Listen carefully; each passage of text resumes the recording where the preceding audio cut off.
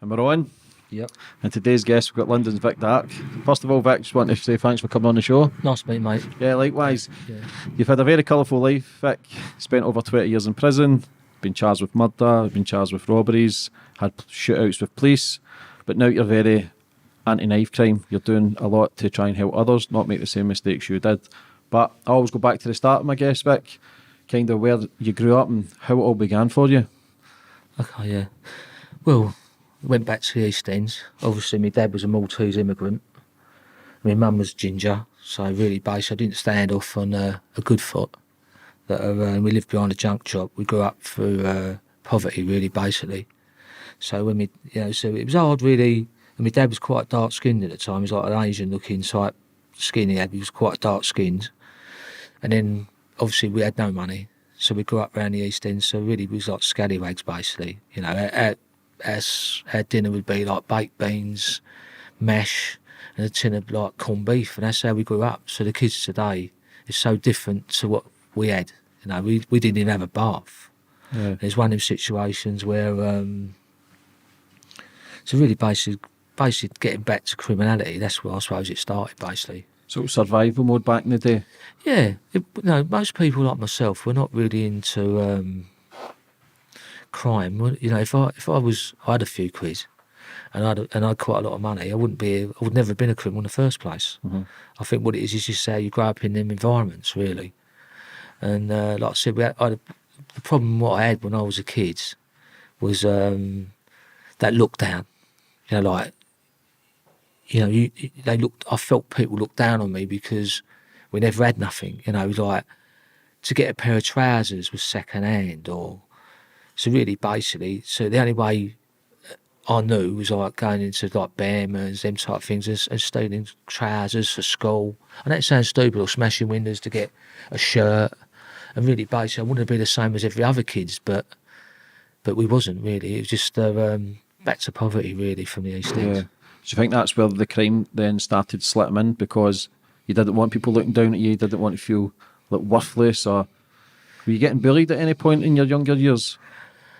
I did it a couple of times, but as later life grew on, I dealt with the people who bullied me. But I always stood my ground. Always, even though I was small and the kids would be a lot older than me, I always stood my ground. It was one of those situations where you had to, you know. And I think to this day, even though I'm 63 nearly, I still got that something.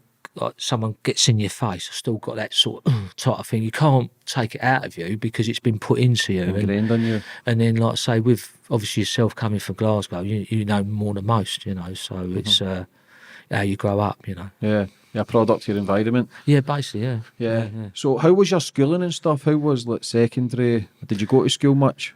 I did, but I was like a bit of a roguey type kid. Always looking at, I think what it is, when you're talking about crime, it's always about money. And the big difference, the crossover between people like ourselves is more about money. I'm not going to go out my way to hurt anyone. I'm not going to go out the way to want to stab anyone like the kids today. It's more money orientated. It's more like everything I had to do is because we had no money, basically, you know. Yeah. When did you start getting into crime? Was it the petty stuff at the start? Shoplifting? Yeah, go nicking stealing cars? Well, the cars I used to nick was when I was about 10. It was a thing called Scout Electrics coming out at the time. Electric things that go around. Yeah, so that's the first cars I actually started. It was like electrics. So it was like little electrics that go in. You used to have a long jacket, which was called a poacher's coat. And you put your hand in, and you got a pocket, and you'd go through the pocket, pick the stuff, and just drop it into the other side. That's how we stole up. And that's how the first car we actually stole was Sky Electrics. Yeah, all my uncles and my dad used to do it. It was like a duffel coat with like pouches. Yeah, that's it. Deal with the LPs and all this shit. But that was about 10. I was about 10, 11. About 10, 11. Yeah. So that's the first car I actually stole. What was your first serious crime? What violence was? Yeah, what age were you? I think because I was brought up in a brutal type thing, the old man hit you with a belt or something, I thought like it was not normal to sort of like do the same thing back. Somebody, you know, so I took it from where kids would have a punch up, I took it from like different. I'd sort of like obviously hit him with a bottle, stabbed him, and so it was just one of those situations. And then I was a dirty fighter at school, you know. Oh, they want to smash you up. Go, well, you're going to beat me up. I'm going to fight you back, you know. And then I think because I was brought up in that brutal nature, that I thought is right. And the good thing about it today is I've never touched one of my kids, you know.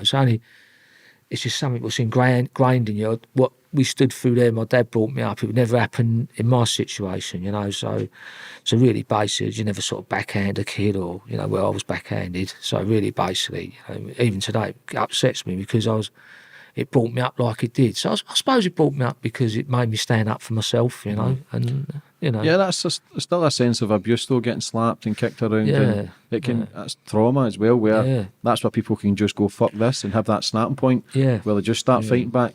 Yeah. Because you're very big on martial arts. I've spoke to a couple of people who says you can scrap, you can really take care of yourself. How did you get into the martial arts side of things? Someone hit me over the head with a bottle. I was about 13, and I joined. So at the time, Bruce Lee had just come out, and that sounds stupid. Enter the Dragon. Yeah, and I thought, and I've always been sort of sport orientated, running or something like that. So I went into martial arts by the time I was 14, karate, and I got into karate, and then it went into kickboxing, and then we've done judo, and it's just one of the situations. It was good. Good thing about martial arts and any boxing, if it respects that it takes the bully out of you. You know, the bully comes out of you. So the reason you walk into a dojo and you bow your head, and if you didn't bow, go back out, you know. So really, it installed like sort of respect for people, really, basically. How did that deal with your self-control, self-worth, belief, confidence? Or because you could learn how to fight and you had that anger, did you utilise it in a different way instead of the more self-control and I don't need to do that? Because you could handle yourself, you felt, fuck it, I can take anyone on? When I was training like 4 or 5 times a week, and I wanted to be a champion, but obviously things got in my way. Money. I mean, it took a big change. Sort of when you've done a lot of martial arts, it's really hard, or boxing, if you know how to take people down. It makes you pretty confident. So really, basically, when I went into the robbery game, it helped me because obviously I didn't have to hurt people if I didn't have to, and if I wanted to hurt, I wouldn't hurt them. I'd hurt them in a way where I wouldn't have to hurt, you know, sort of drop them on the floor or you know, just take them down quick, you know. So it helped me not to hurt people because it's like someone grabs hold of you, just take their hands off, and you know, and when you've been trained to do it year in year out, it's like just something you do like a professional boxer, and it's just. But I wanted to do everything. I just didn't want to do boxing. I'd done karate, I'd done the kickboxing, I'd done judo, and it was like it was good for me at my time and my age, because obviously when you're growing up, it sort of made you be able to look after yourself. And I think when you grow up in the East End, you had to look after yourself, you know. And I think it saved my life in the prison system. They've got a thing called the chicken, where they strangle you up, and if I didn't duck my head, or when they were stamping on me, smashing me with their knees on the top of my head as I was coming up with the knees and it was coming down, you know, things what's not just dropping your neck, you know. And I think it stopped me from getting seriously hurt, you know, when I was in the prison, because I got bashed up about 3 times seriously. You get 20 men jumping on your heads, trying to kick you in the face with your friend nose blink, you know, and you get a really good kick in. I mean, that is a kick in. And I think then if you just the deflections and the drop of the neck and, you know, covering your nuts up, it saved me a lot of injuries over the years, Do you think the martial arts has saved your life and that's why you're still many here? Many times, especially in the prison system. Yeah. So when you're walking down the landing's only say as wide as this table. And you've got some lunatic who wants to walk down there, and every morning he's walking straight on. So you have to keep moving to the side. And then one morning you say, fuck it, I can keep moving to the side, and bang, and that's it. You hit shoulders, and the next minute, you know, that's it, it's off. That's having a tear up. That's how easy it is in prison, you know, and that's why getting to prison, how brutal prison really is. I mean, suicides and self-harm has just gone through the roof. You've lost a lot of friends to suicide in prison, over 10 friends, I believe. No, 11 friends, 11 friends. I think what it is, until people go to prison, I don't think, and you come out at the end after a long time prison sentence, it's okay. It's funny, really. You get some little geezer who's a nobody down the blocks, and they'd be rolling all around with the screws. And the so-called chaps, a lot of them be sitting there eating their Sunday dinner, and you just think, this kid's got some arsehole here. I mean, they're fighting the screws down there. And when you're down the blocks all the time, which most Category A's are, in segregation units, I mean, that's where all the violence goes on. You know, that's where people kill themselves. And that's why I dislike the screws, because someone who's vulnerable, instead of trying to help them, I felt that screws were pushing them to kill themselves. So when you go to prison, I just didn't like the screws. I'm sorry, you know, I was anti-authority. I never asked for parole. I didn't like people who spoke to screws. Oh, come and have a cup of tea, Jim. Come do this, all that fucking shit. Do you know what I mean? They're there, they don't like us, I don't like them. So, and that's a hard thing to say. So when a screw goes to say, Vic, I said, my name's not Vic, mate. My name's B7, da-da-da-da, you know, Dark. Don't call me Vic, I ain't your mate. And that's how I've done my prison time, really. Yeah. What was your first ever robbery, Vic? Do you remember it? Yeah, it was a building society. Yeah. Yeah. What was adrenaline like then for your first ever robbery? I think what it was. This is the problem you have in the robbery game. It was so easy. I think because you've done martial arts and things like that, and I had a 410. It was a little shotgun at the time, single barrel shotgun. And you're not there to hurt anyone. I want to make that quite straight. We wasn't there to shoot anyone. It's just a warning. It's rather than go to someone, you know, sort of slap someone or something. Just go, look, listen, just do what I'm telling you. We ain't going to hurt you. And that's what guns are basically for. If a professional criminal is shooting people for nothing, to me, they're dogs. Oh, really? Yeah, basically, because a lot of people, that gun was there for us to sort of say, don't come near me, do what I'm asking you to do, lay on the floor, I'm not going to touch you, just stay away from me, you know, and that's what guns How are. much was that in that first job? Oh, it was about fucking 200 quid. It was money. It was, at that time, it was phenomenal money for me when I was a kid. Mm-hmm. I think it was about just nearly 16 and a half. So as young as that, that's when it really and I started. And that was and it was really funny because the security was so small then. It was like the money was literally in, if you went fishing and you open these boxes out where you had that's where the money was in, literally a box. And it wasn't like a safe or high security. It was literally, it was a joke. So it was really weird. It was too easy to be too good, really. Yeah. Is that when you started getting the buzz for it and started to enjoy the money and it started progressing from there? Yeah, it was like, because we had no money. Then you went to Catapult where you had a lot of money. It was really weird because, and the worst part about being an armed robber and into crime was the money's there. A bank, a sorting office, a security van. So as soon as I spent that money, I knew it was money. It's like a tree. It's a money tree. And if you could, and the problem with armed robbers like myself, it become like a drug where you think, well, I'm running out of money. I'll go and do it. It's like taking a banana off a banana tree, but you can't. You have to keep going back to that banana tree. So really, basically, when you get older, like we have done 2 big massive sentences for armed robberies, it's so hard to sort of go, like, you know, because I'm so used to ingrained in that way of life. It becomes like when people carry guns, it's like, it was normal for me, you know, it was a normal thing for me where I'd have a gun under me, I'd have an holster with a 38 under me arm, and you wouldn't even know I've got it on me, or at the back of my trousers, like 2 double belts to hold onto it, you know, and you grew up like that, and the only problem, what would come with it, is that invincibility, that I could just do anything I want to do. Yeah. And that's how mad it was. What was your friends like then? What was your circle like? Well, the biggest problem we had was like people would drop in and drop out, and people would want to do. And I mean, I had some little geezer who's a small fellow who had fucking tons of arsehole, and I got a great big geezer whose arsehole falling out left, right, centre. So I never got. I swear to God, it was. Honestly, I got a little geezer who was rap room. He was half a gypsy, and I ain't joking. He had more arsehole than anyone I known, and yeah, it's a lot of people drop in and drop out of it. That's the problem with armed robberies, you know, vans or banks. Like, you need a bigger team to do the banks and the sorting offices. You need a smaller team to do the vans. Do you know, and then it steps over if, you know, it went into other parts of crime. Obviously, just be 1 or 2. And then most of the things I committed was 1 or 2 towards the end, or very rare went in with the big teams because you had to split the money up then, so you must do a smaller job. So see when you were doing the vans, or the banks, was it planned or was it just a kamikaze just to go in and all take? planned up. All Yeah. planned up, yeah. You have to watch, you know. Nothing happens, you've got to know when it's turning up, the van. How long would it take to plan a job? Weeks. It's just knowing when it turns up. You know, sometimes it might be late. Like banks. Good thing with banks and sorting offices was there's station things like today, like this is a room.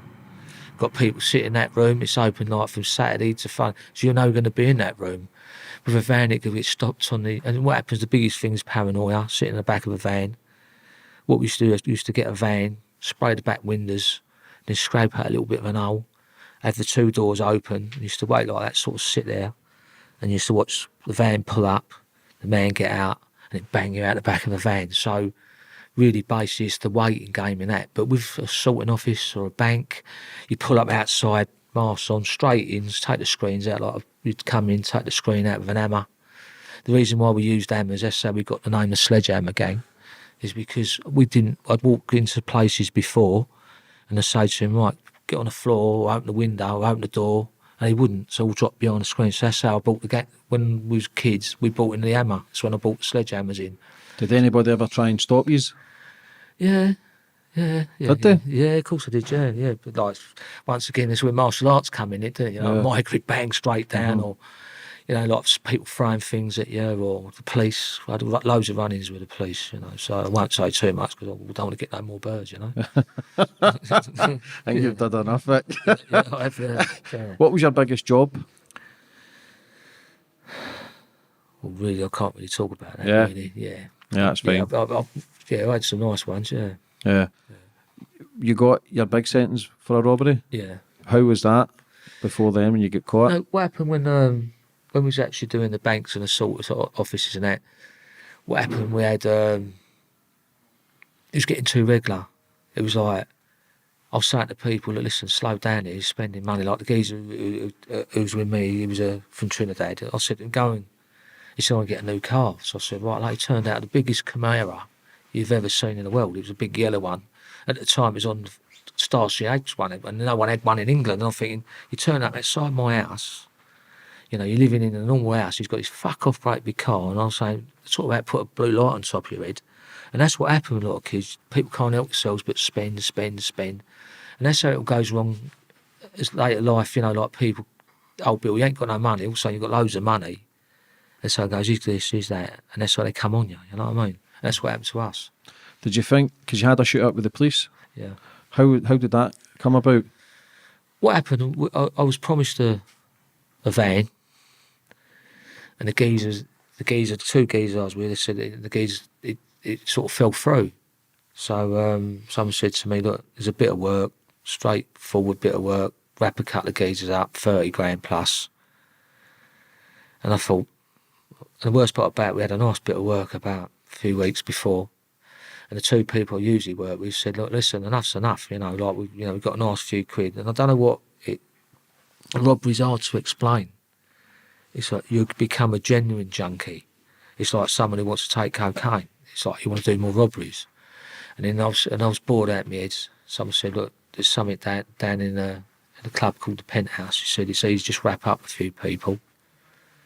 And that was it. So the two geezers I was actually working with said, look, let's drop it out, for fuck's sake, have a break. We just had the last few bits and pieces. And then I ended up taking a stranger with me. And then obviously went up there and it turned into when I say a tear up, I mean it turned up into a serious tear up. And he was wrestling with someone had got shot. He got shot. And they just went from there, and then we obviously a policeman was taken hostage. An Irishman, sounds like a comic really. An Irishman was taken hostage. In his pyjamas? His pants. I shouldn't be laughing, but It's quite funny really, because when I got the statement, and they should laugh really. And his wife said, his daughter said, "What's happened?" And he said, they've taken John. He's only got his underpants on. It sounded like a nursery rhyme. And that was really funny because I said to the old Bill at the time, I said, I had a gun in his back, and I said, tell him I want his keys. So he didn't. I had 238, so I had one in that hand, one in that hand. I had 2 guns on me. And the copper turned around and he went to give me the keys because I can't take the keys. So I said to the fella, so the Irishman's looked at me, I looked at him, and the cop was going, give me the keys. And I thought, I can't take the keys. If I have to take the keys, I'll have to put a gun down. So I just said to the Irishman, come on. And that's how it happened. I ended up taking him hostage. But I used the policeman to carry my mate had been shot, which is, no one's done it in England, Scotland or Wales. We're in a surrounded building, surrounded by police. I come out, confronted the police, made all the police back off. I had about 5 police cars that got them to back off. All the coppers all sort of come running. I made them all run back.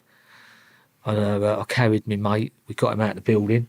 I had him across my arms. And the gun kept flicking round. I had one gun in one hand and the other gun fucking falling round my finger.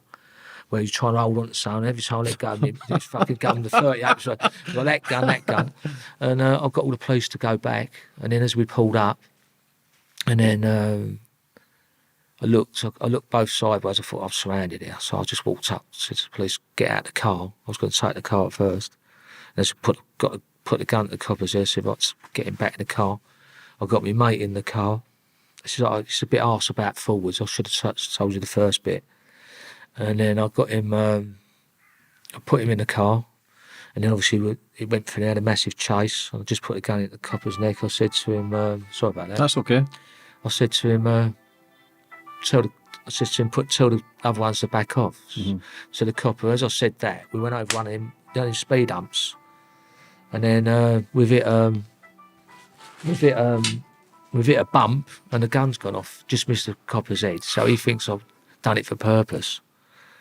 And so the gun's, obviously the window's gone. So the cop's gone, please don't kill me, please don't kill me. I went, listen, just do what I'm telling you to do. So I want you to do, just do what I'm doing. And then that's how we ended up at the Irishman's house. Then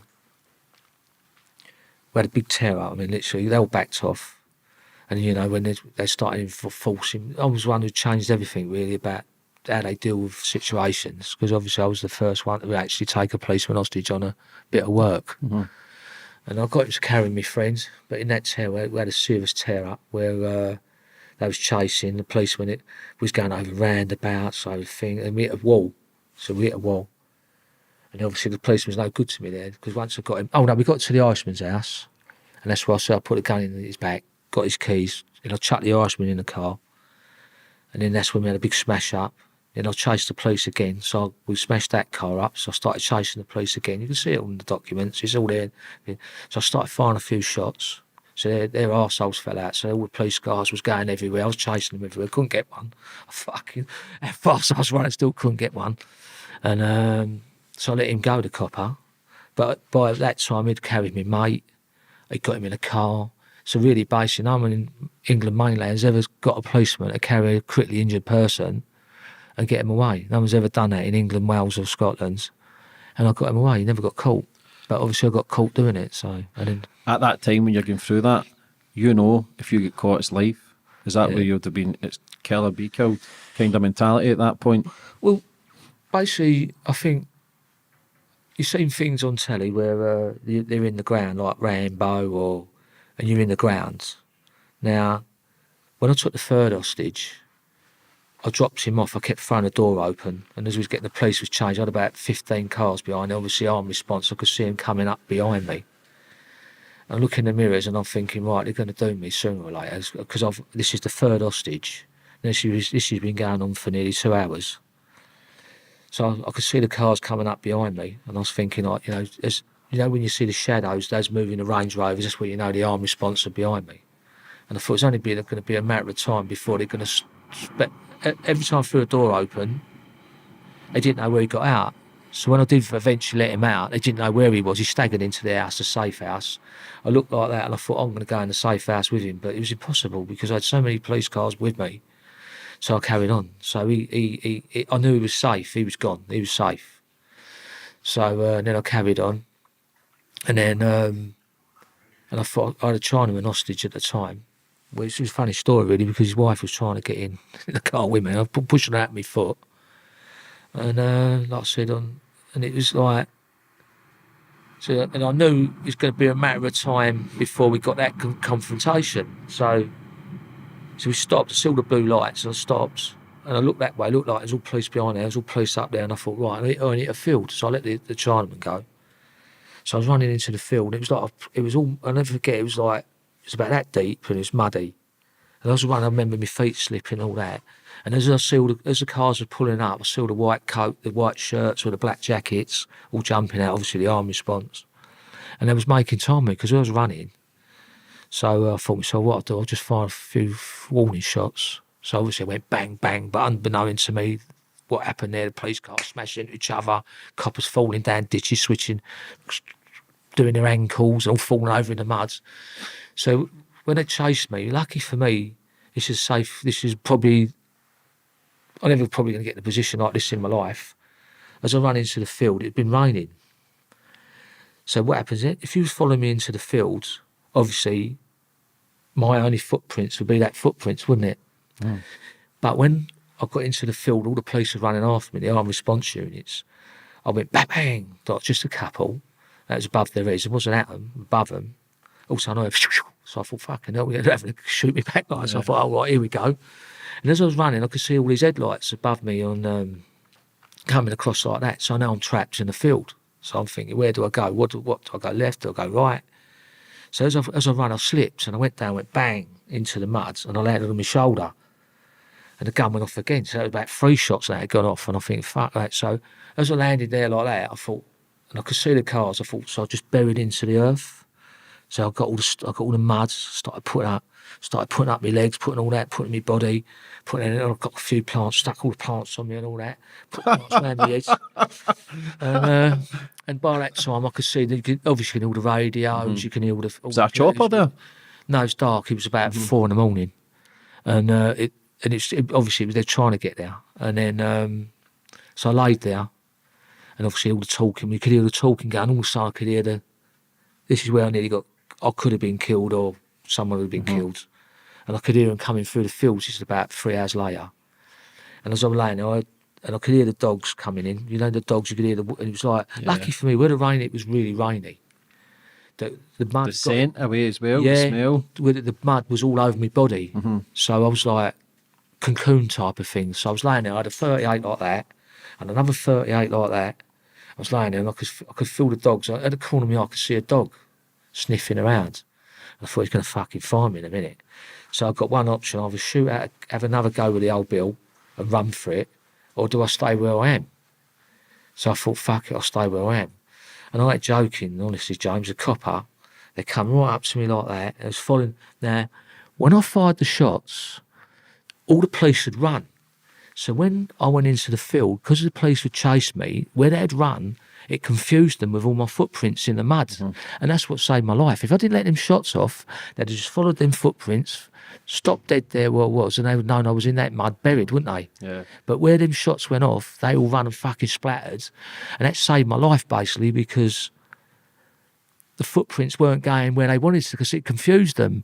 But so when they started coming through the field looking for me, and I could hear them coming, and I'm thinking, fuck's sake. And it's walking up like, I see this geezer, and I could see him in the corner of my eyes like that.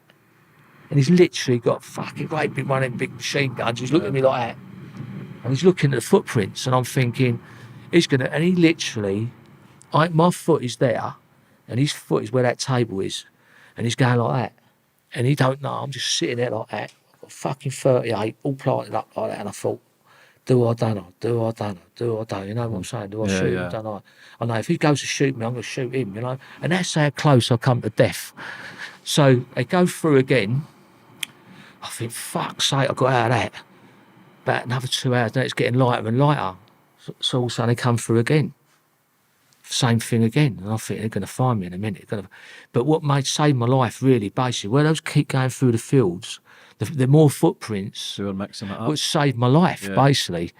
And then I was laying there, and I got a thing called hypothermia, which I'd been in there for 8.5 hours. And it'd been light, it'd become daylight then. And I could see, and I ain't joking, when I say old Bill, they even bought, in my canteen, they bought a canteen there. There must have been 200-300 police there looking for me. And they, obviously, and I was laying there and I thought, if they come through in the day and they see a foot, So I thought I'm gonna move and go to this. There was all these plants and that. So I thought, get over there, dig, and I'll get even deeper into there. And then I thought, well, what do I get in? But then, as I moved, the more earth come off me. So then it made me even more paranoid. So I started crawling along the floor. I'm getting towards something, so I said, just fucking, I was running everywhere. I don't know that someone's got me on binoculars, obviously, through the earpieces saying, target, target. And I just see all these old people running from everywhere. And I thought, hold on.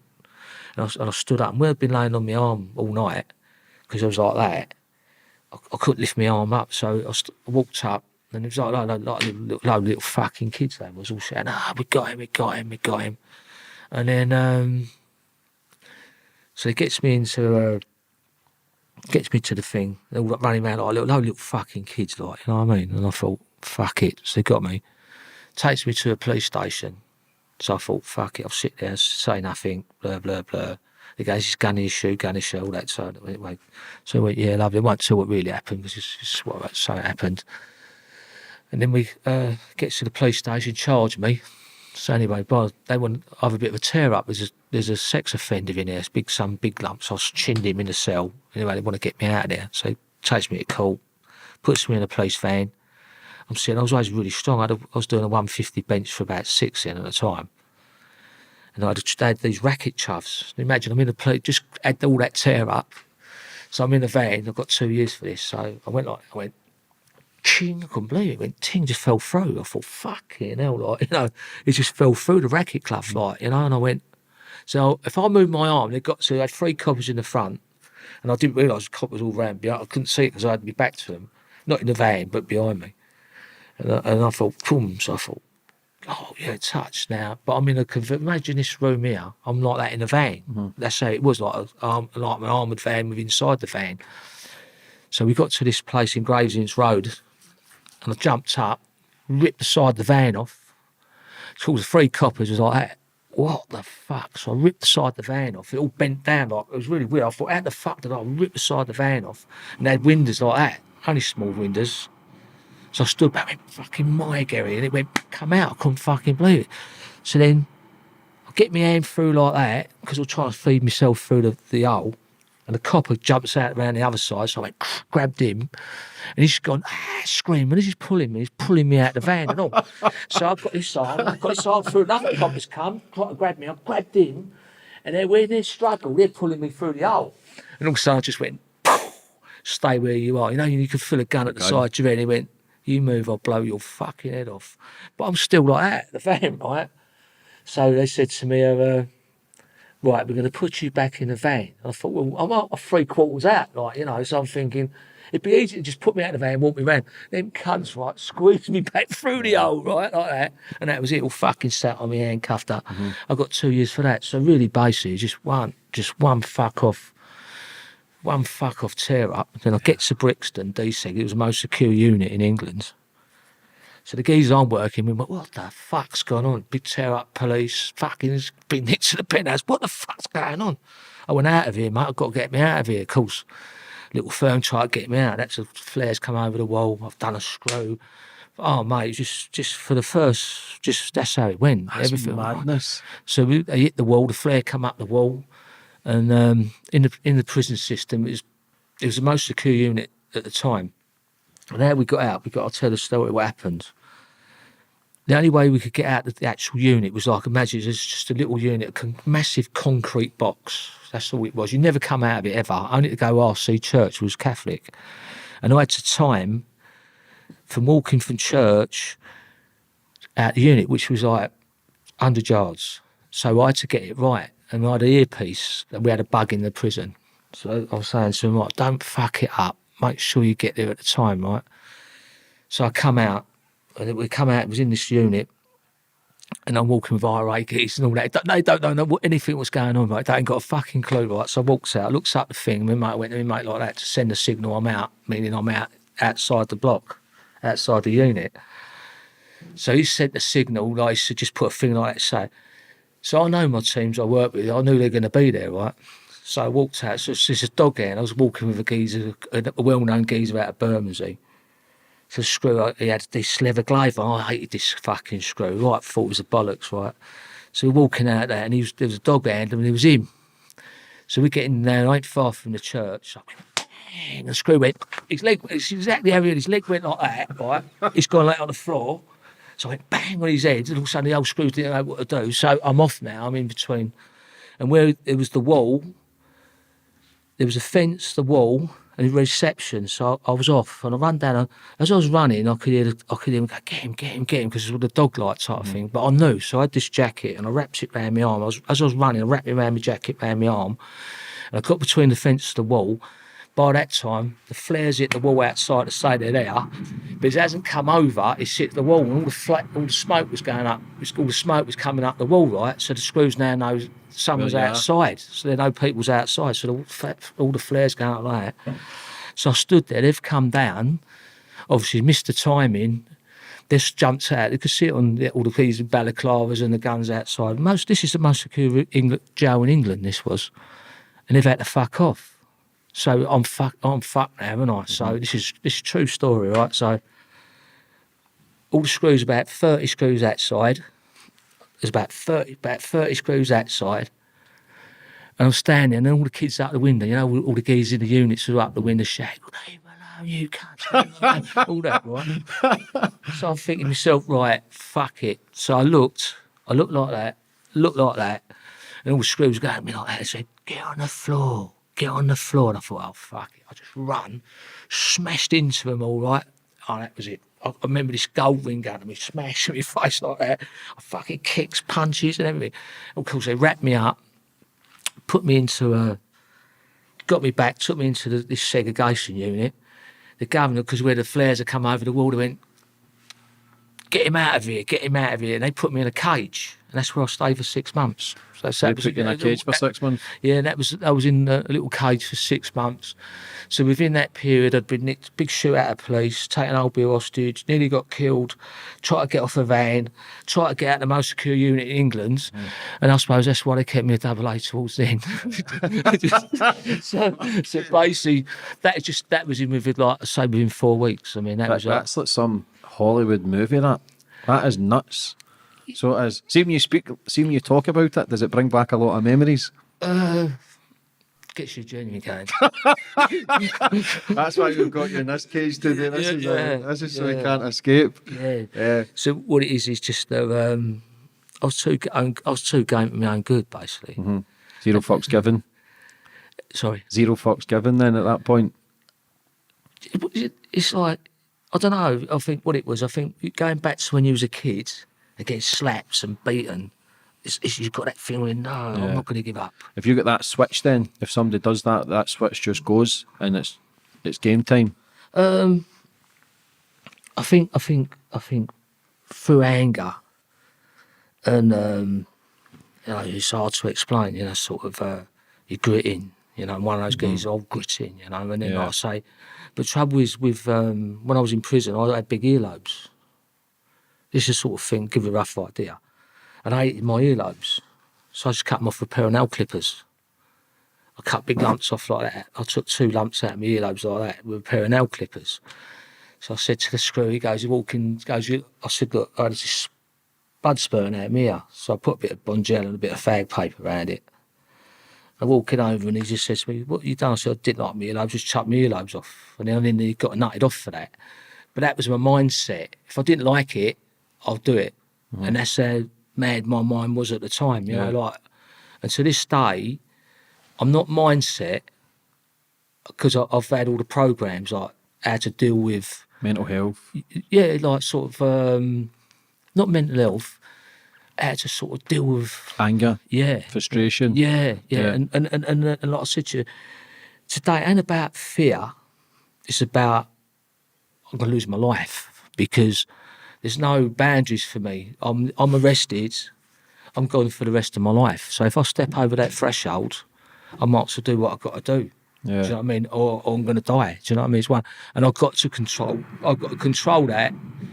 I've learnt to control it, and basically I've grown older. I've grown wiser, and like I say, when you talk to kids who are stabbing people for nothing. I've done it, And what I'm trying to say to the kids, it's a good thing, but you're going to lose your life, like I did. I lost 20. It's a great thing telling a story and what really happened. It sounds all exciting. Yeah. But the fucking misery what comes with it, James, is unbelievable, mate. You know. Yeah. And that was your first big sentence. And then No, second. second. Yeah, I've done 12 years, 15 years. I've done a 3 years. Done four months. I've done a year on remand.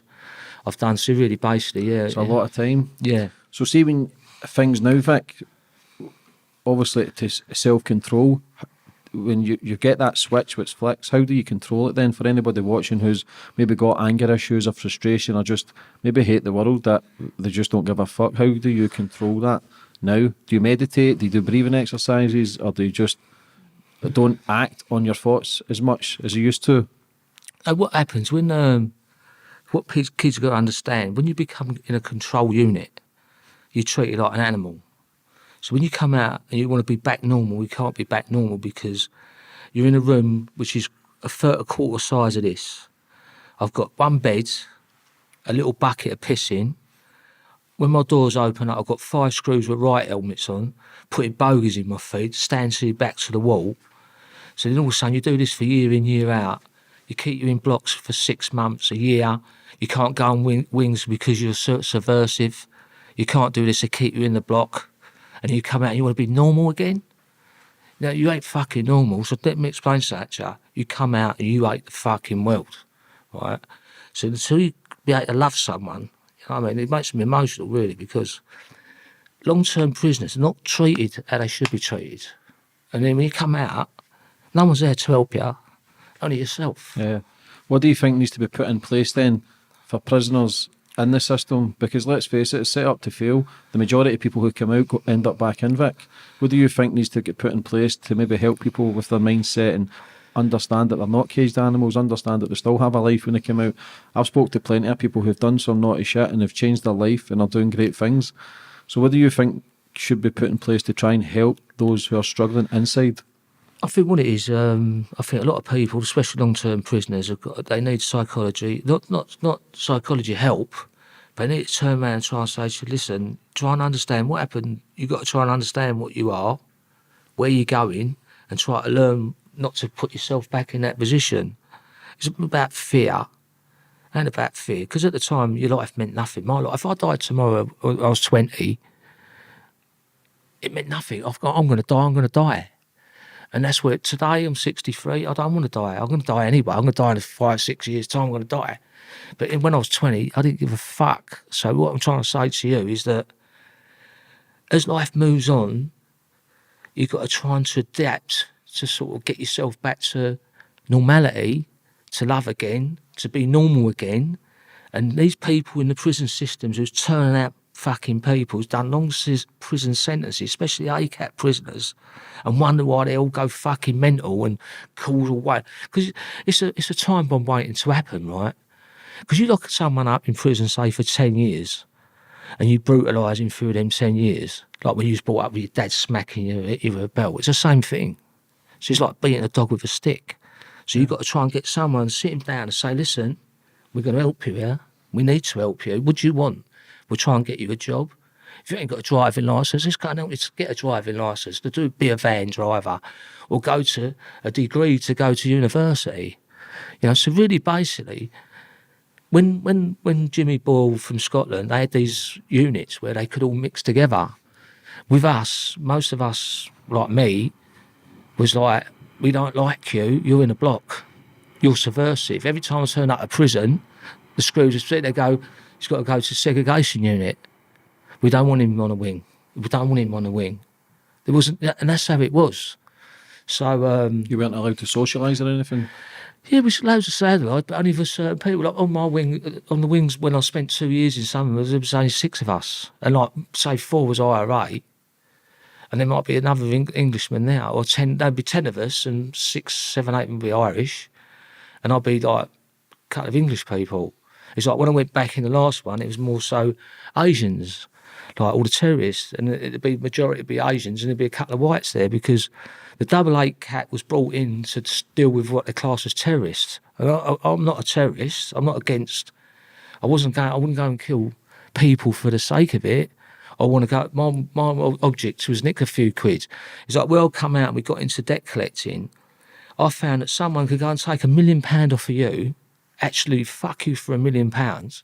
You go to ask for your money back, you're arrested. Well, that one out. Fucking hell, was I in the wrong job or what? It's true though. But it's true, isn't it? It's true, James, isn't it? Yeah. And you'll be arrested to try and collect that £1 million. So I've it's because you was grained. Like when you get back to the East End, and you look at your childhood, and it is poverty. It's like when you look at kids who've got nothing. You've got these Alan Sugars, you've got all these people, millions and millions of pounds, like the Queen lives in big houses and all that. It's like, look, today I was watching the telly about Liverpool. All them people lost their lives because he was a cop. He was acquitted. You tell me one police officer who's been found guilty. There was a geezer in Kent. He walks in, and he had no clothes on. He was in a bed. And they shot him dead. No one was arrested. So it's a big government thing. Yeah, so it's not even self-defence or anything. No. Well, that's the biggest gang in the world, let's face it. It is the biggest gang in the You know world. what I mean? Did you have a lot of anger inside, Vic? Then getting treated like that? Do you feel as if you were getting bullied again inside there, the way you were getting treated? Yeah, like when I was a kid, yeah. I feel like I was like Charlie Bronson's a good friend of mine. I've known Charlie for a long time.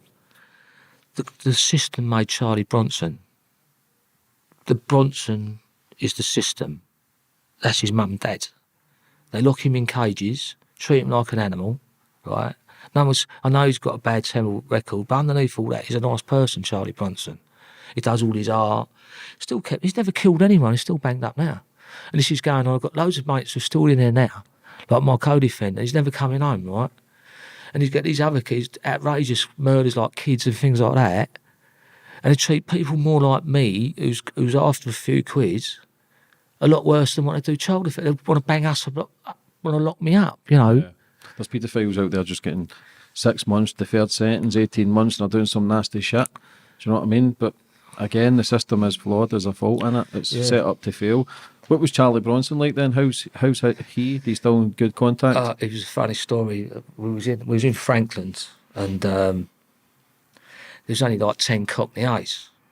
He's turned up, that Kenny Noyes fucking shook the governor's hand, and we all went, what? Thought, really? So they don't do things like that, mate. And then the geezer turns up, I'm standing with a fella, and he walks out and says, the graphs. Well, I knew him, what he'd done, they were strapping bombs to security guards, right? I knew all about it because people that come from my area. Most armed robbers were sort of brought up in our areas, you know they are. Like, if you watch a film called Town, Boston was the main thing for armed robbers. Canning Town and Stratford was a breeding ground for people like me, you know, so... And so anyway, calls him a grass. So I well done, Mark. So I sweep the geezer's legs, kicks the geezer in the head, knocks him out on the floor. So Bronson went, fucking hell, Vic, what a fucking kick that was. And I went, yeah. Also, now all the screws come out. We were in Franklin prison. And they were trying to take me off the yard, right? So they'd come walking over. I went, well, come on in. So me and Bronson all about, so the Cockney A's were fucked. We have to have it off with the screws. So we had a big punch out with the screws. They've run. All the screws have run, started locking themselves in the blocks and that. So they goes, right, let's take the jail over. But never ever happened in Franklin before. So I think, fuck me, I'll start this off. I'll get another 10 here, like. So I was going, come on, lads, let's leave it. So they lock themselves. Like, anyway, it all gets calmed down. Then it goes off again. And then Bronson's involved with it again anyways. So they put me down the block. So they said, right, if you don't come out the block, don't get him out the block, we're going to smash your jail up, right? So anyway, they give in. So this is a funny story. They said, right, we want to hear what you want to say about Cockney A's or Cockney double A's. He said, we want to hear what you said. So there's going to be 3 governors, bring 3 inmates, and we'll sit down and stop the beatings and all that's what we wanted, right? So he goes into the governor's office. There's a governor sitting there. I think I was with Nicky Dumford at the time. So we walked in there. There's another category A. So I said, right, what do you want? All of a sudden, the door goes, bang, the door flicks open. And I ain't joking, he's standing there, bollock naked, big pair of boots on. He had a fluorescent tube out the light. And he went to the governors, and I ain't joking, them 3 governors sat there like that. They sound like Tom and Jerry. They went, they sort of slid through the things like that. And that was Charlie Bronson. He was just like a a fucking character. Because he only got jail for a robbery at the time. Yeah. Now he's over 30 years. Yeah, and he's still in there. I mean, like, there's loads of people in there like him who should be... Do you think he'll ever get out? I hope he does. He's a nice bloke. I hope he does. There's loads of people like Paul Glenn. He should be released. He should be there. Who's he? He's my co-defendant. He never killed that person. He should be released. Well, he was there. He's going to get some bird, but don't lock him up for the rest of his life for something he didn't do. Yeah. Do you think it's because who these people are associated with as well, that the police try to get them off the streets and just lock them up and throw away the key? We was in a murder trial because he committed a murder before he's guilty. You know, so that's how people are. That's how the police work. It's like, you know, like these kids today. Like, they'll run around their mobile phones. They're like fucking grasses, them phones. Yeah. The best thing that ever happened for the police to have mobile phones. They're like trackers in their own right, you know. So your first 12-year sentence, Vic, what was that sentence for? That was for the banks and sorting offices, and the other one was the shootout with the old Bill, taking old Bill. How many did they charge you with the first time round? 4. And that's where you got your 12 stretch? Yeah, the 2 banks, one sorting office and a security van. How was what age were you then? Just turned 21, 22. Still young one. Yeah, 22, yeah. So when you came out, did you just go straight back into crime? Yeah, that's right, yeah.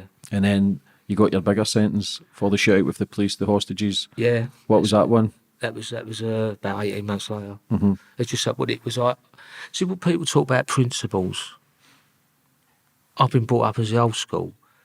He'd been shot. I could have left him I could have walked away from him 10 times. I could have put my clothes back on, disappeared, got out in the crowds, and just disappeared. But because we brought up like the old school, I weren't going to leave him. Loyalty. And that's how we've been brought up in the East End. And what I'd like to do is try and get back to the old school, help the granny across the roads, don't grass on your mate, back to the knives, don't fucking help the old Bill. Put the knives, chuck it in the stream, go and talk to your parents, go and talk to your uncle, give them the knife, say I want to get rid of this knife. You don't have to work with the old Bill. We can do it ourselves. We're working class people. We don't need them people. Do you know what I mean? We don't need the old Bill. We can do it ourselves. We can tell the kids to put the knives down, right? We can tell them to put the knives down. We don't need the police. We don't need fucking stuck-up MPs. Just tell them to put the knives down. Don't give the old Bill a fucking propaganda. Chuck the knife away. Because that knife, I'm joking, you kill someone like that, as easy as that, 20 years, that's what happened to me. And you ain't going to come out the same person. Yeah. James. 1 second, innit, and your life's gone. You don't just affect your own life, but also the victim's life. Do you know what I mean? So, yeah. So for anybody that's maybe carrying a knife, maybe for a bit of protection, it's difficult as well, especially if they're getting bullied at a younger age and they feel as if they've got that for that protection. What advice would you give for them then? Go to the gyms, learn, train hard. I trained hard at take knives off of people. You know, I don't mean, as you said, you know, you've heard it for loads of people, don't you? I should train them in prison, you know. So, and like I said, it's easy said and done. You know, because Blink's a friend. I know you were in prison with Blink. And he says you used to have a knife and used to get people to charge you and used to throw them over your shoulder and it's just training. But like getting back to kids who carry knives, I carry knives. You've got to be strong enough to walk out of that house and say, I'm not going to carry a knife. Like most of the time in my life, I always carried a knife. And most of them carry a knife, I can tell you now, most people carry knives not to use them, but if they carry knives because someone else who is carrying a knife. And that's the problem we've got to get over. We've got to get over that person carrying a knife feels safe, he's carrying a knife. So that's the thing we've got to get over. It ain't about people carrying knives. Because I don't think most people go out with intentions, unless you're a psychopath, to stab someone for nothing. You know, like, well, do you want to stab someone? Because like, what's happening now, these kids, there's been a picture just come out where he crosses a road into another, this is ridiculous, you know. You want to kill him for that. Yeah, Glasgow was the knife capital in Europe for many years, and it's changed. The system's totally changed. They carry a knife, it's a walking indictment, but their sentences got higher, 3 years, 5 years for carrying a blade, and it's changed. I got 12 months for carrying a knife. I got 3 years for a stabbing. So what I'm trying to say to the kids, put the knife down. I mean, it's okay me telling stories and like people listening to them, but I've done a lot of birth for them stories. And I was a game fucker. But I'm just saying to the kids, put the knife down because, you know, you're going to prison for a long time. And it ain't nice in there, mate. Yeah. I was standing in the units. This geezer's killed 6 people. That geezer's killed 5 people. That killed 3 people. And they're all standing with knives in their jackets. And you know, they're cooking their dinner. They've got a fucking open knife there. And you're standing next. I was brought up in it, in the units and that. Everyone's tooled up. And in prison, that's why I was self-harming. There was a girl I knew. She come out of prison. She's doing a life sentence. She's done 12 years. She's just come out of prison. I took her to have a tattoo. She wanted a tattoo done. And my mate said, no, I can't do that. And I turned around and her arms were cut from there to there, self-harming. Her legs were cut to bits. And then I went, just grabbed her arm and said, I'm so sorry. You know. And that's what people do. They self-harm, they kill themselves. Don't think, you want to be fucking Billy Big Bollocks. You're going to go into a place you've never been before, mate. Yeah, that's a lot of people who think the game is people out in the streets, but as soon as they get in there, the mindset can't handle it and they commit suicide, they end up on the drugs. Did you see a lot of that in there? Lose a lot of friends to drugs and suicide? Yeah, like I say, people run. People, look, I'm not going to say it, but look, people count on drugs in jail. You know what I mean? So that's how they do their prison sentences. But like I said, until we get under control, not about prison system, I mean about kids killing each other. Yeah. But you need someone's got to get up, a celebrity who's listening to this, or we need someone who's going to put the knife down. But people listen to you, Vic. Do you know what I mean? Somebody who's been there, someone who's done it, someone who's experienced that, spent a lot of time in prison. You know how the pain it causes, not just on yourself, but your family and the victims. Oh, mate, I ain't joking. When I lost my mum to cancer, I'm the toughest geezer in the world, but fuck me, mate, did I go through it. So imagine someone who's lost their life, who's just lost their young kid who's 14, 15 years old. I mean, the pain they're going to go through, and the one who's done it, the pain he's going to go through. So, we'll think you jack the lads, but there's no winners in that game. Do you think about the victims as well, Vic? Obviously, when you did those robberies and vans and banks, do you think about the people who were in the bank at the time, how their mindset would have been and the trauma they would have received? Do you ever think in your mind and you go, maybe? No, it's my see. The trouble is, look, you're young, and you don't see it. I mean, when you get older, you can see it. I mean, when you get older, I mean, like I sit there sometimes, I have a tear in my eye, someone's died or this is done, and like, I'm quite an emotional person, and then like I say, but there's so much. I mean, our biggest battle's cancer at the moment, so, yeah. I mean, I lost my mum to cancer, she couldn't eat. So I watched her die, she couldn't drink, she couldn't eat, and it's one of the most horriblest deaths I've ever seen, yeah. She just went to a bag of bones. So really basic, and you watch someone else who's just cradling their little kids in their hands who just died at 14, 15, 16, for what? Just because you looked the wrong way. I mean, there's a big difference between us, money getters, and someone who wants to be hooked on violence. I'm not hooked on violence. I have to be violent if I have to be violent, like I said, but at the end of the story, that's a no-no for me. I wouldn't want to hurt someone for nothing. Yeah. Did you ever have a target in your head to make a certain amount of money then disappear, or was it just keep going until we eventually couldn't go anymore? When you put a gun in someone's hand, and my mindset at that time, it's like kryptonite to Superman. As soon as I went like that, bang, it's like another gun. You are fucking powerful. And so you get out of that boat, you say, I'm not going to touch that gun. I'm not going to go near that gun. I walk in and I go, you bang, you're gone, mate. You are God. That's how mindset you are. There's nothing, you can't stop me. If I come out of my house in the morning, hunt you down, and I'm mindset, I don't give a fuck about anything else, you can't stop it. It's like a robot. It's like the Terminator. You can't stop it. And that's the problem. Till you get out of that mindset, and your own invincibility, and you realise you're hurting people and you're doing things what you shouldn't do, you've got to try and understand that. And then me to understand it, I started trying to understand it. I started really sort of thinking different about it. So I was 44, 45. In prison? I want to come home, I want to meet someone nice, I want a bit of love, I wanted this, I wanted that. And, I got it. What keeps me out of trouble now is what I got. I'm not. What switched it for you then, Vic, to be that person that you were, to start to understand and have emotions and feelings? Because you tend to see the toughest people tend to suppress their feelings and emotions. They don't want to show emotion, anger. They'll express it through anger and frustration, but they'll not don't want to feel vulnerable, and that's where that sense of having a gun, putting it down, people get scared. That adrenaline kick, you feel important, you feel power. Yeah, that's it, yeah. So what made you? What was the catalyst for the change to start going? This I don't want this I was fucking running life out of anymore. lifespan. I'm running out of lifespan. I mean, you know, like, you'd be like, people go, there's a robbery there, right? It can't be done. There's this. There's too many people there. There's that. You can't do this and you can't do that. And that's like saying to me, you can't be done. And I go, I'll do that. It's just saying in your mind, I want to do that. I can't. It can't be done. I want to do it. I've done bits of work which have been all over the papers that they say it can't be done, but I've done it. And then what happens? It's trying to get out of that mindset. No. Tell me this, Vic. From the ages of 21 to yarn now, the people you were in some serious fucking jobs with or some serious events, how many of them are still your friend now? A lot of them are dead. A lot of them are dead. Either Grass is dead, whatever. I've still got a few friends. We got loads of friends. Associates? Yeah, look, we're an underground organisation. I mean, that's where we work. I mean, we don't stand in pubs 20-handed. Today's totally different. Talk about the craze you can stand 20. There's a word called conspiracy. The old Bill stick that conspiracy charge on you just like that. So they conspired this, or you could be with me now, James. I could be doing something. I've got my arm around you, take a picture, so James is involved. Association. In it. It's different, Yeah. man. It's different. You know, and then like, you know, the way they sit on you now. And they've got a licence to kill because of terrorism. They will kill you. They'll kill you. You know, you've got to be really careful.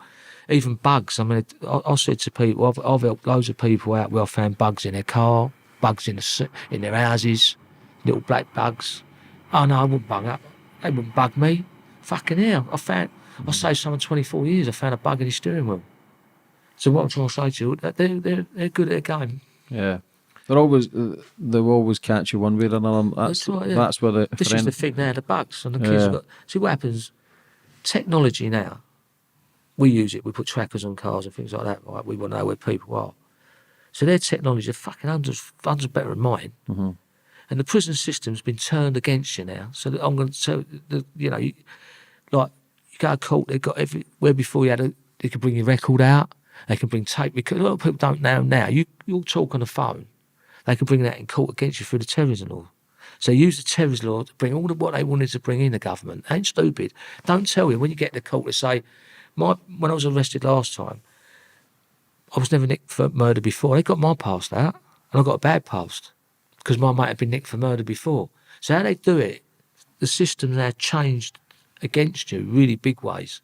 So most of these kids are going up for knife crimes, they're all getting arrested. So do you think this is the best time for people who's involved in a life of crime is to get out, change their life and see that there's a better life out there? It's difficult though if you grew up in that environment for 20, 30, 40 years. Change doesn't just happen overnight, but it can be done. Your prime example, it can be done. It can be done, yeah. Do you know what I mean? It can be done. Like Paul's turned his round, Paul Ferris. Loads of people, you know Paul Ferris. Yeah, I know Paul. He's a nice fellow. His brother Billy. I was away with his brother Billy. And he's turned his life around. We can do it. Yeah. We can do it, you know, we can do it, you know, we really can, you know, and you happy, James? You were charged with one of your serious charges, which was murder. How was that experience for you, Vic? It was horrible, really, because I was 320 miles away from a murder, and someone had asked for someone to sort of, not to kill anyone, just to say, have a word with someone. I said, here's a number. That was me charged with murder. That was me locked up for a year, fighting for my life. Helicopters, going to court, 5 police cars in front, 5 police cars behind, helicopters up there sitting and trying to go around, look to try and get me guilty for a contract murder, which I had on paper wasn't even a contract murder. They offered me 8 years. So I pulled out a bit of paper at the trial and said, I'm nicked for a contract murder. Here's a bit of paper saying they're going to nick me for GBH with intent, which calls uproar, isn't it? You can see it in the papers. It's on my websites and that. Try to set me up for a contract murder I didn't even do. Yeah. You know, so, you know, and that's what I'm trying to say. It's that easy. That was one call. I split up with the girl I was with. I was locked up for a year. Was there a thanks? Was there a fuck? And I was gutted I got not guilty. You know, I didn't even do it. Did that give you more anger again? Yeah, I was really angry, Yeah. I was fucking angry. Because at the end, see, a lot of people, when you get into major crime, the system's, you walk into that system and it's all geared up against you. Like the courts, the police. Do you know what I mean? The police, and it's all against you. You know what I mean? So don't think that you're going to get a fair trial. Like I said, if I get a guilty on this, I'm going to walk because I've never done it. He went, no, you won't. You get guilty, you ain't never getting out of jail before. Because them freedom judges ain't going to free you because of my past.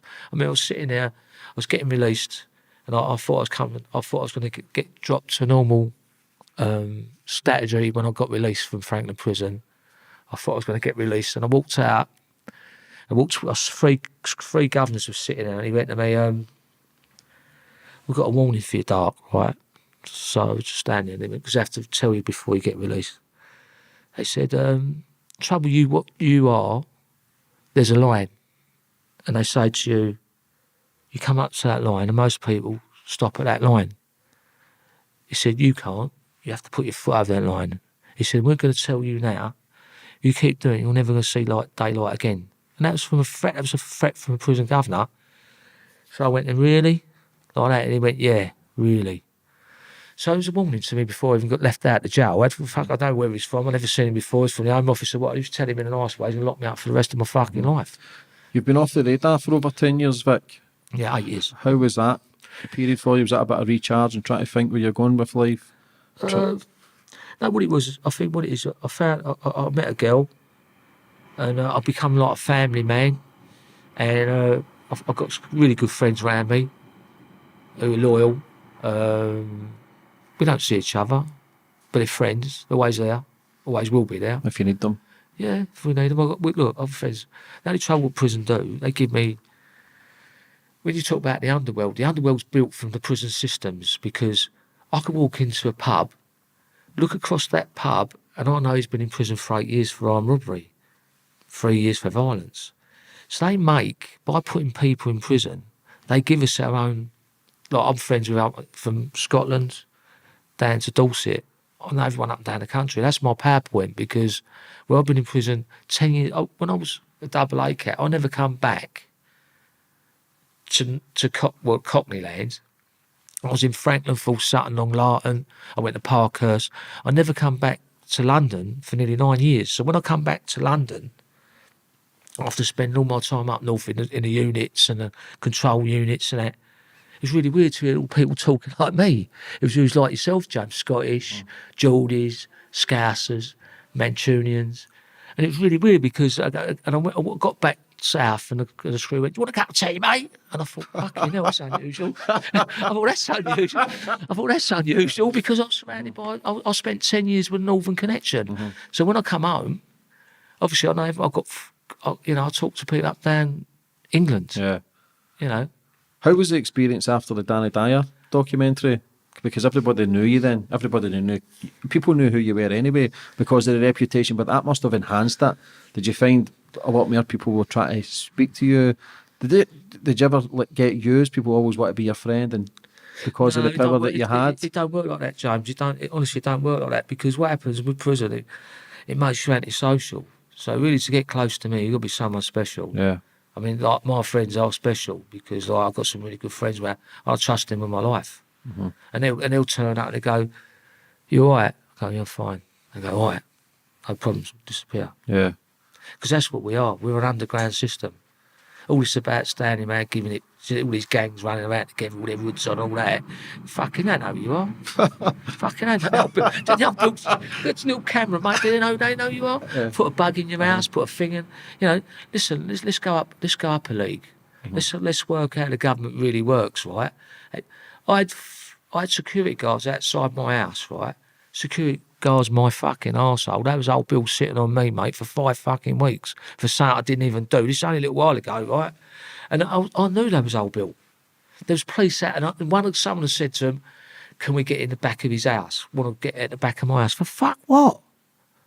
So I've got cameras there. That's why I've got cameras, I've got dogs, I've got everything. Like, you're still getting grief then to this day? Yeah, never gonna fucking back off. Yeah, I don't think so, because obviously the reputation you had. So, through all your madness, Vic, now you're trying to get a 6-part series. Is that in talks, I hear? Yeah, brilliant. I'm writing with a great team. I mean, his name's Ben. He's a writer. He's helped work. He's done Warhorse. He's done a £12 million film. We're doing a 6-part series. It's from when I grew up since I was a kid. Goes into armed robberies and all that. It's like a film called Heat. It's another film called what was it called? With Ben Affleck in it, Town. That's a great. I watched that film. Yeah, That the boys from Boston that go around all the banks it. and That's exactly the 6-part series been wrote on that.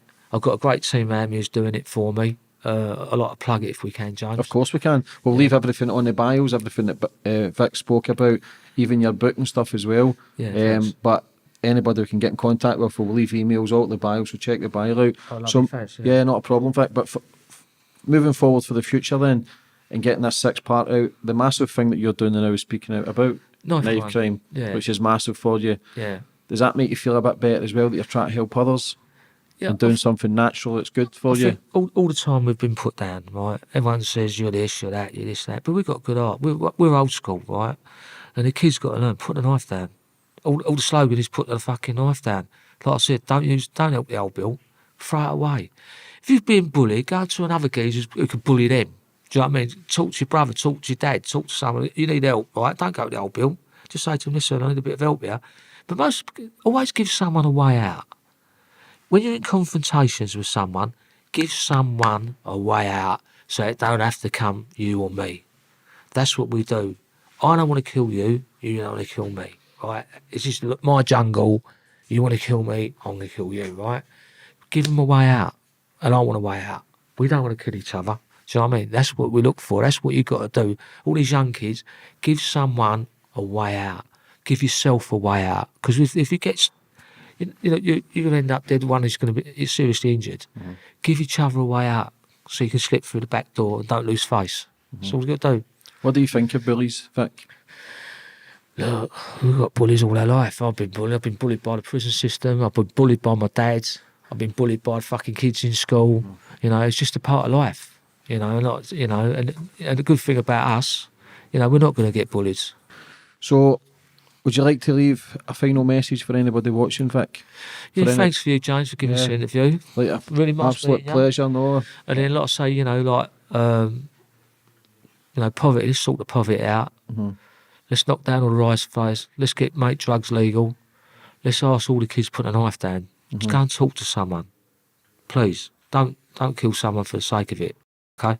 But Vic, I know you don't do many interviews, but for coming on today and telling your story, and thanks, mate. And I really appreciate it. But it's I understand we spoke about your whole life, and obviously the stories that some people want to hear. But the main objective is not to make the same mistakes you did. People can change. People can better your life. Even though all the shit you went through in the past, it's made you who you are today. So I respect for you for coming on here, mate, telling your story, and I really appreciate it. So God bless and good luck with everything for the future. And long live Scotland. Yeah.